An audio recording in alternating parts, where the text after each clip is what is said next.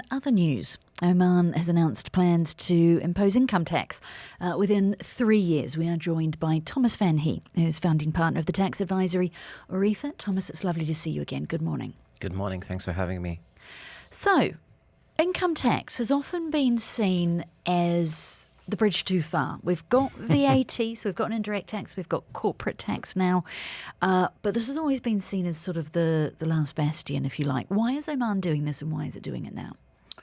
Yeah, it's doing it in 2028, so it's a couple of years away. It is doing so as part of a shift away from the oil dependency and diversification of its economy. It's one of the least diversified economies in the GCC. It's too reliant on hydrocarbons. It is a bit symbolic because the revenue that it will generate is a drop in the bucket, really. It's very limited. Okay, let's dig into all of that. 5% from 2028. It's being described as being levied on top earners. But 42,000 rials a year is 400,000 dirhams, which is about 33,000 dirhams a month. Mm-hmm. And I know that authorities have said it will only hit the top 1% of earners, but we've got obviously that high blue-collar base. I'd argue that it's going to hit quite a lot of the expat middle class. Absolutely. Expats, local citizens who have decent earnings, absolutely. Blue-collar workers, rightfully so, not so much. It's probably good to remember as well that this is the 42,000 Omani rials is net, so it's after certain deductions which are granted. I have to state one caveat because, being a lawyer, I have to be a lawyer. The law has been published, but there is an annex missing which is going to be published in the next couple of days. So the information which is out there is based on the information shared by the Ministry of Finance and the Tax Authority so far, which obviously is credible, but the fine print is missing still. Okay, so things could change. Let's talk, though, about those exclusions. Mm-hmm. So are you suggesting that people could subtract what I believe are being called sort of, social expenses? Yeah.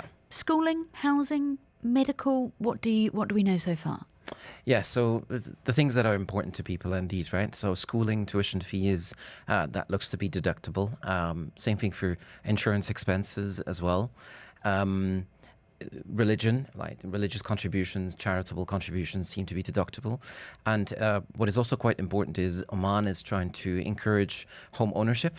So, for example, when you have a primary or secondary residence and you will acquire it and then sell it later on, there's an exemption for the potential capital gains on that.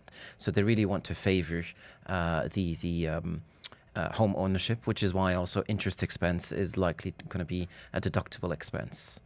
Okay, so back of the envelope maths and wild speculation, my lawyer friend. What could that actually mean for the sort of salary base that was affected in practice? I mean, statutory rate 5% with the deductions and whatnot, you'll probably be more at an effective rate of, let's say, 2 to 4% maybe in practice. I think what is more important is the symbol, as you rightfully state. So, right, it is it's a taboo that we've now broken.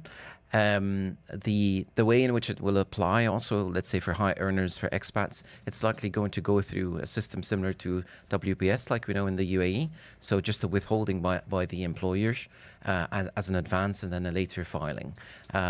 Those details are yet to be confirmed, but that's likely the way in which it is going to be applied. So it is a small dent, I would say, in your purchase power. It's not massive, but still symbolically important. But symbolic. And also 5% to start. What do we know about how income tax progresses in principle from other countries that have done it?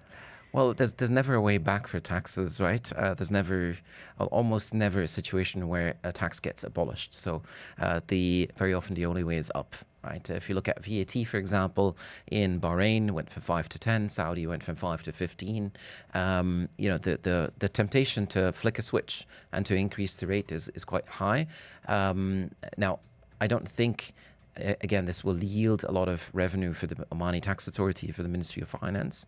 But again, it's about the symbol. And nobody reads the IMF reports, those boring IMF reports. We do. But this has been predicted for a very long time. And I think it's just one of those things on the way to further, diversification, broadening the base. The IMF has been calling for tax from the Gulf states for as long as I've been living here. The pushback has been competitiveness. What could this mean for Oman's competitiveness, its ability to attract not just individual talent but businesses? Yeah, I think it already had a broad base. It already had corporate tax.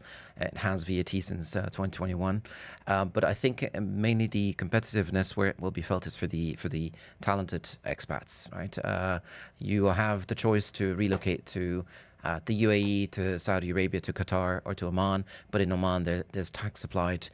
That might make it less attractive, certainly. Would expats move out because of it?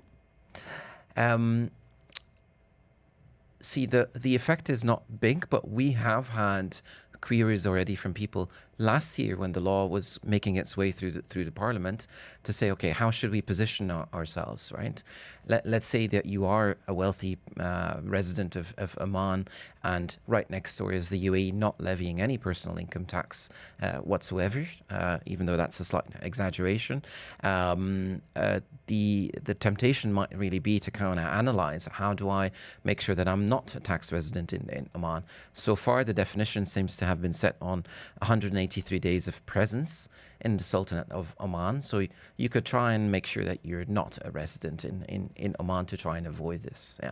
Could we see then people trying to almost get Nondom status, if you like? Could we see people looking to get UAE residential and working visas, but effectively be working and living in Oman for their jobs?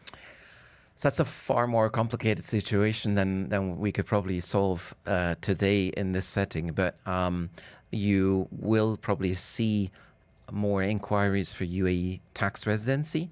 Now, the UAE defines tax residency in a different manner, right? And you might have a situation where you're both a resident in the UAE and in Oman.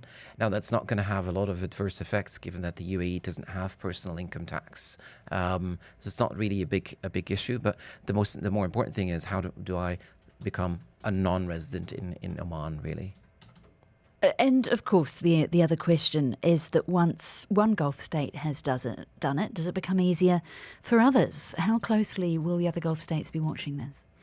So it's a super interesting question from a tax policy point of view, because the GCC states, they look at each other so closely when it comes to implementing policies, right?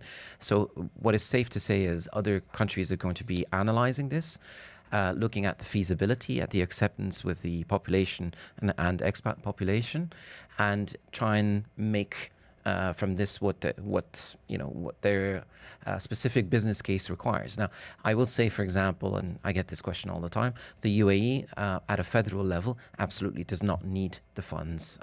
So I can safely say that not in the medium run there will be any personal income tax in the UAE. 20 seconds. Saudi, though, running quite the deficit. Does it need it? Or could it do it? I think Saudi has much more more interesting levers than personal income tax. Saudi tried to do this in the 2000s, but then stepped back from it. The other recurring idea is remittance taxes, people sending money home, right? Has not been implemented, but that might come on the table as well. Thomas Vanhee, founding partner of the tax advisory Orifa, speaking to us about the news that Oman plans to implement 5% income tax from 2028. Thank you for your time.